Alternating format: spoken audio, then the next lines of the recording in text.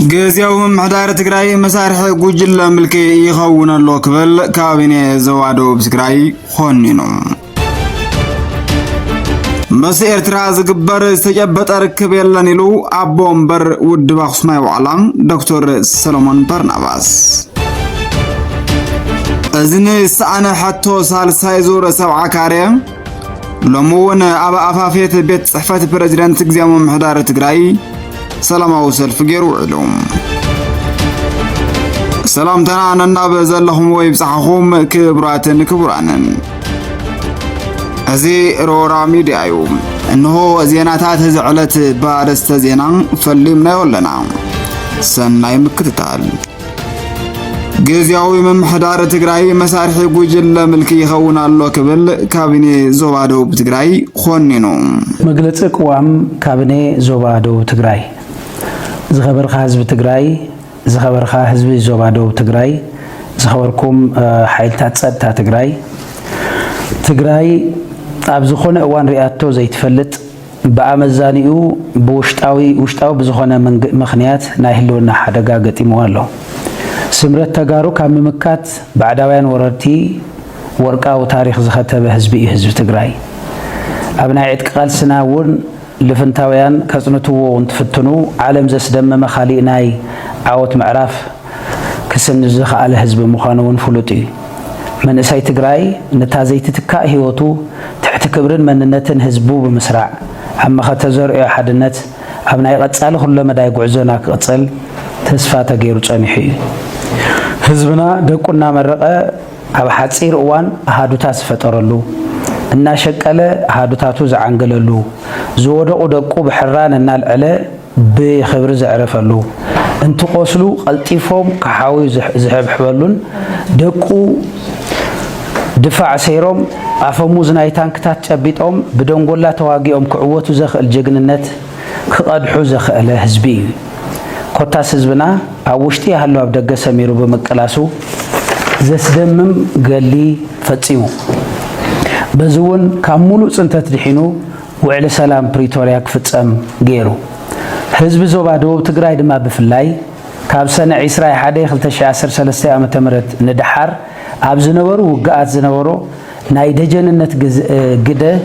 ኣዝዩ ዝለዓለን ብሰራዊትናውን ይዕስ ለተባሃለሉ ምዃኑ ኣብ ትገል ዝነበረ ሰብ ዝርድኦ ሓቂ ኮይኑ ግና በሰንክተ ዓንቃጽ ጎሓልን ጉጅለ ምልክን መሳርሕታቱን እተናይ ሰላም ውዕሊ መሊኡ ክትግበር ብዘይ ምኽኣሉ ትሩፋት ናይቲ ውዕሊ ህዝብና መሊኡ ከይተጠቀመ ናብ ውሽጣዊ ሕቱኽቱኽ ኣተኣትዩ ኣብ ታሪኽና ሰሚዕናዮ ለይንፈልጥ ናይ ማህተም ምንጠላን ማዕጾ ሰበራን ፕሮጀክት ኣብ ትግራይ ተተግቢሩ ብምኽንያት ውዕሊ ፕሪቶሪያ ዝተጣየሸ ጊዜያዊ ምሕዳር ዘይተማልኡ ባህግታት ትግራይ ንምዕዋት ዝጠቅም መማእኸል ኮይኑ ከገልግልን ናብ ስሩዕ ትግበራ መሰል ዓርሰ ውሳነ ዝተመረጸ መንግስቲ ክሰጋገር ዘኽእል ትካል እዩ ነይሩ እንተኾነ ግን እዚ ውልቃውን ጉጅላውን ረብሓታቱ ቅድመ ህዝቢ ዝሰርዕ ምንጭ ኩሎም ሕመቃት ዝኾነ ህዝቡ በመብታን ንበይኑ ዝነግስ መላኽ ሓይሊ ብሰንኪ ስሑት ስትራቴጂካዊ መሪሕነት ክብሪ ሰራዊትና ኣዋሪዱ ውዕሊ ፕሪቶሪያ ፍሪሱ ዕልዋ መንግስቲ ኣካይድሎ ህዝብና ኣብዚ ሕዚ እዋን ብሰንኪ ዝዓሌታዊ ናይ ምልክን ጉጅለ ሰንሰኒሉ ዓዱ ጸሊኡ ናብ ስደት ዝኸደሉ ኣብ ዓዱ ዘለውን ተስፋ ሲኑ ኣብ ማእኸል ሜዳ ዝወግሖ ዝብኡ ኮይኑሎ بسنكت جوجله كلهم عقمتاتو تحنششهم ودب حزبي سراويت منغستي زمص دخوم صلاون زعندرلا تግራይ ክትፍጠር ለይትን ቀትርን ይሰርሐሉ حز تግራይ ደቃ ዝሓብሩላ ዘይኮነትስ ነንሕድሕዶም ዝናቆሩላ ለትግራይ ዝጠቅም ሐሳብ መፈልፈሊ እንተይኮነትስ ሐሳብ ዘለዎ ሰብ ዝፍንፈነላ ርእሶ ዲኑ ክነብር ዝግበረላ بولكن بوجلن زسدتلا كابز بوجل زوصاي كالي كنبر زي فقدلان طرحا كيتترف التسق كل الكوينالا لو انا وندت مريت تግራይን ተፈናቀልትን ላምኑሙር ዘይ መምላሶም እንትረአድማ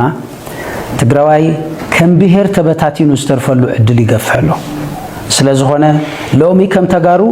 እዚ ከምዚ ዝመሰለ ኣብ ልዕሊ ብሄር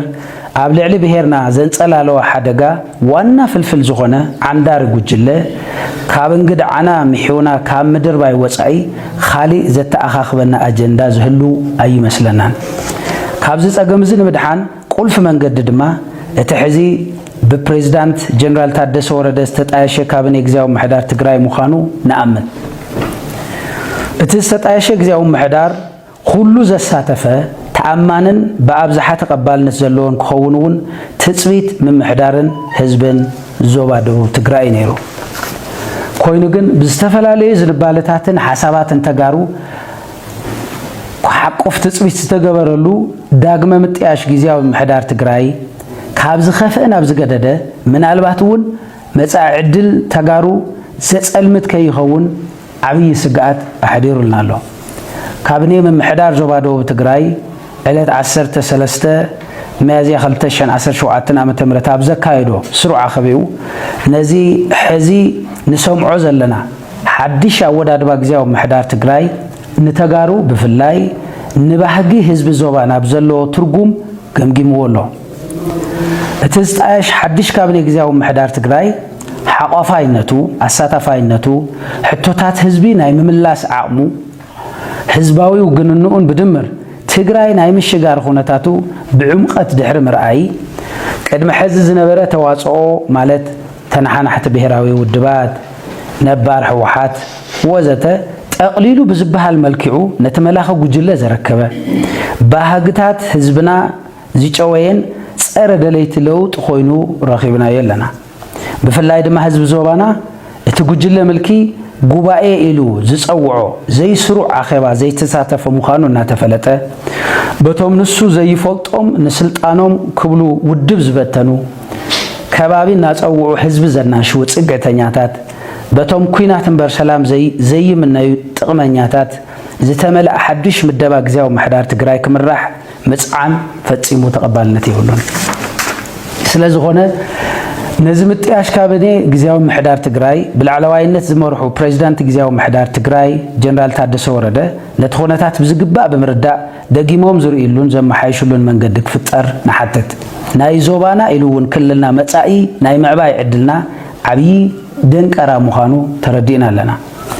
ኣብተን ካልኦት ሴክተራት እውን እንተኾነ ብሽም ኮታ ታራ ፖለቲከኛታት እንተይኮነስ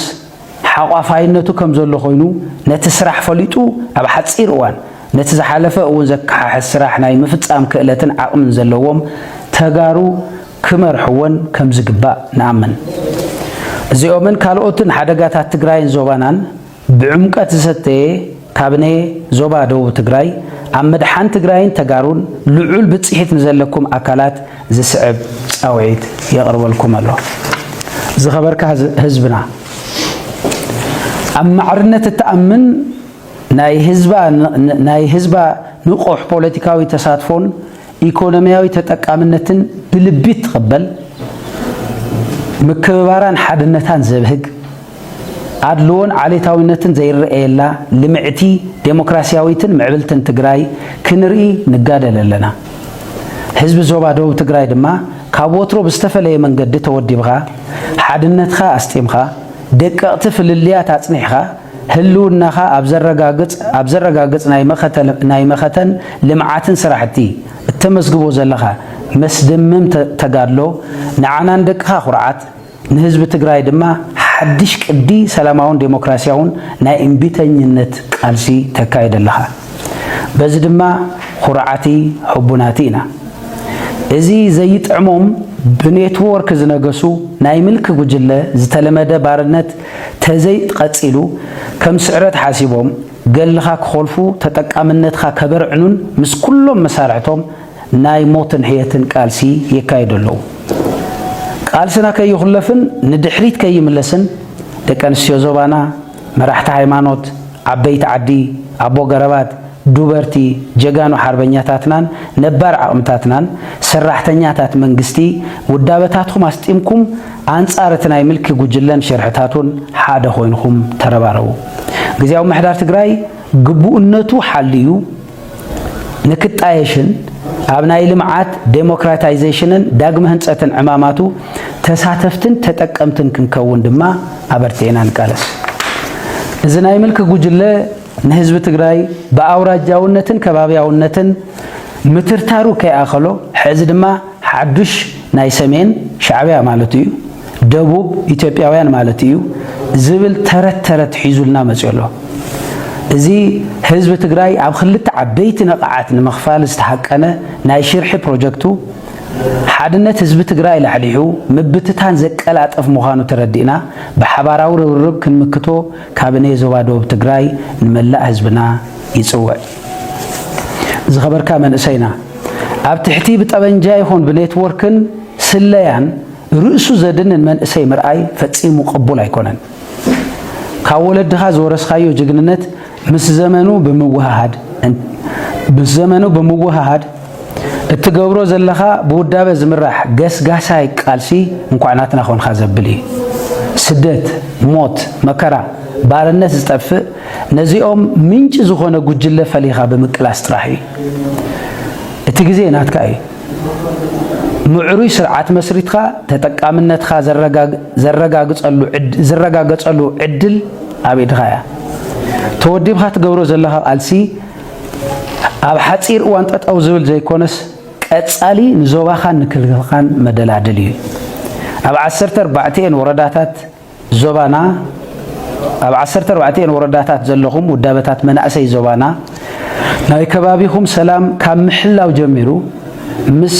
ደለይቲ ለውጢ መናእሰይ ተጋሩ ተኣሳሲርኹም ሎሚ እውን ከም ትማሊ ባህግኹምን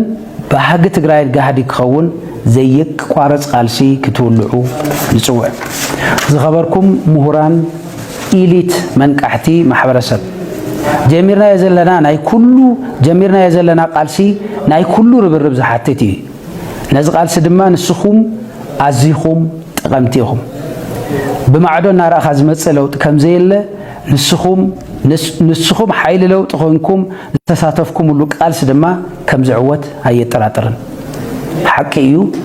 ዝተምሃረ ኣብ ኢኮኖሚ ፖለቲካዊ ማሕበራውን ጉዳያት ክሳተፍ በር ክኽፈተሉ ነይርዎ ኣይተገብረን ብሓባር ክኽፈት ክንገብር ኣለና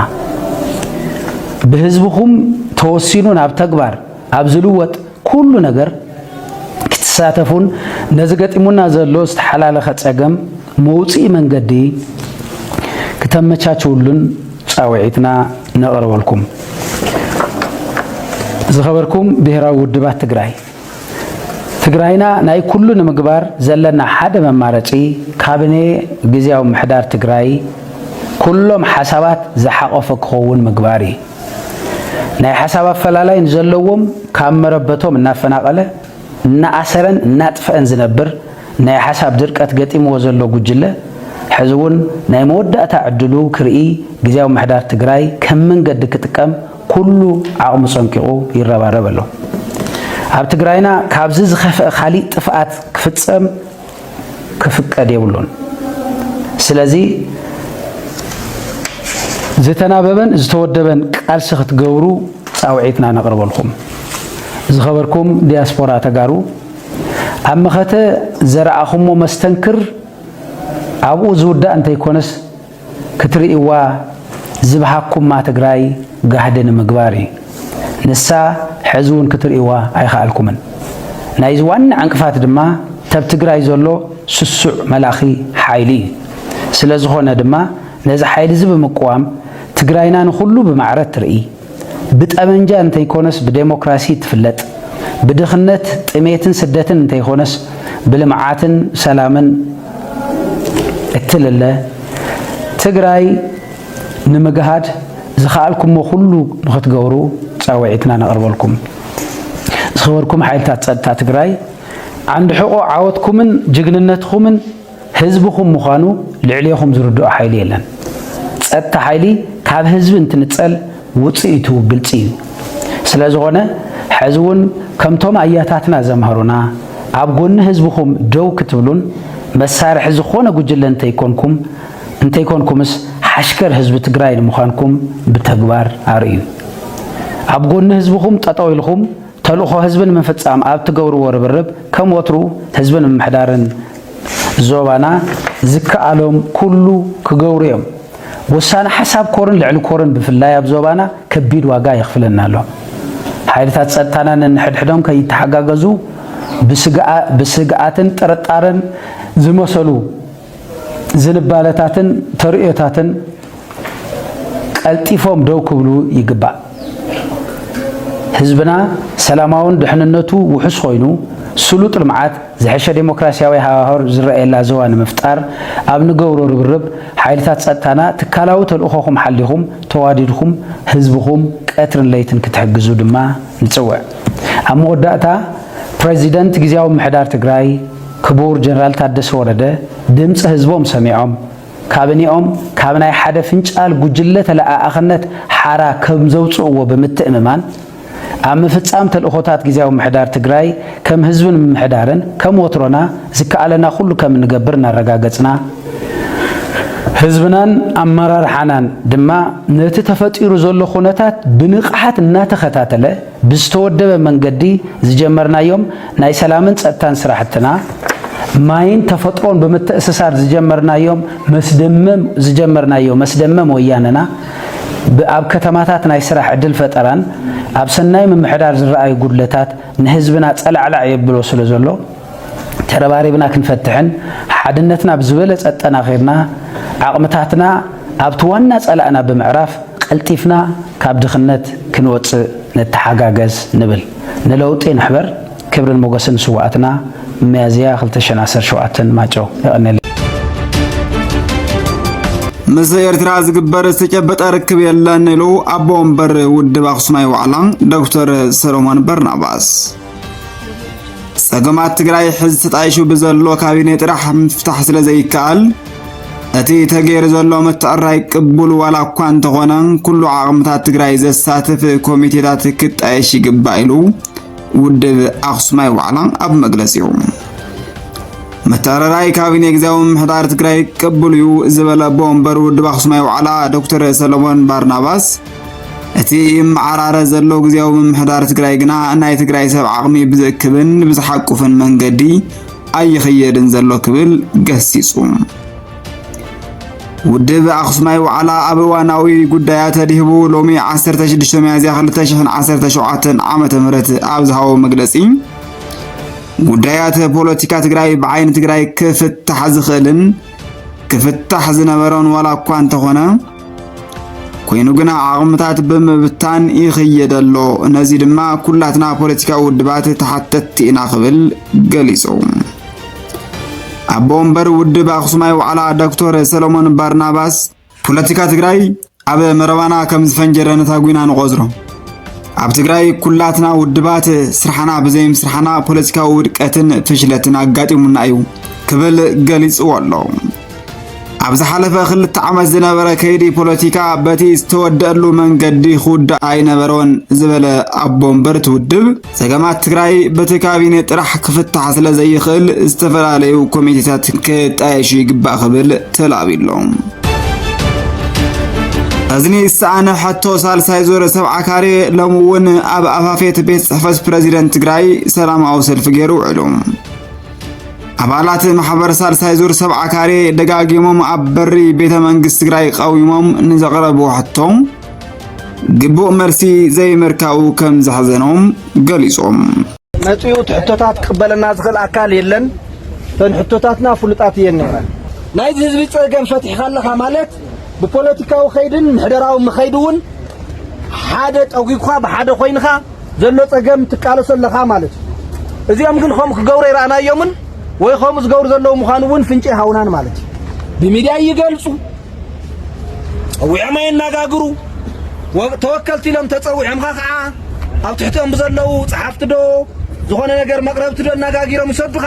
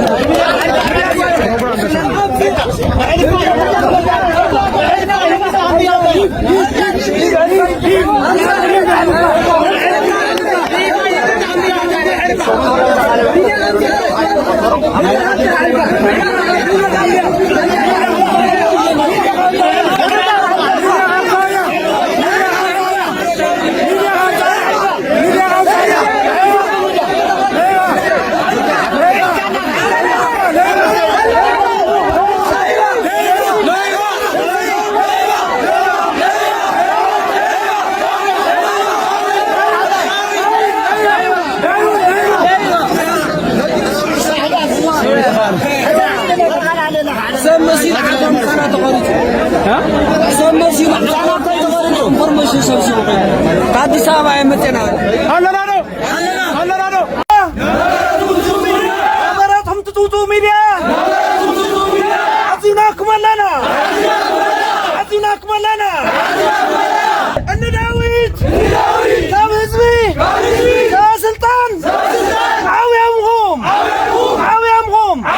እንታምጪኩም አዋይናይሩሁም ህዝብ ትግራይ ማሐርዎ አይታዳሉ ባላሊዎ ይትብኩም ሒጹም ህዝብ ትግራይ ባላሊዎ ሚዲያ ላይ ህዝቢ ላይራዩ በሕጊ ንሓታኩምና ዳዊት ስምዓሉ መንገዲ ታዩ ጠንቀቁ ንሕና ኸፊእና ንስኹም ኣይጥዕመኩምን ክቡራትን ፍትዋትን ተኸታተልትና ንሎሚ ዝሓዝናልኩም ዜናታት እቶም ክትከታተልዎም ዝጸናሕኹም ይመስሉ ነይሮም። ንምክትታልኩም ኣዚና ነመስግን። ሰላም። መደባትና ቀልጢፎም ክበጽሕኹም ላይክ፣ ሼር፣ ሳብስክራይብ ብምግባር ቤተሰብ ኩኑ።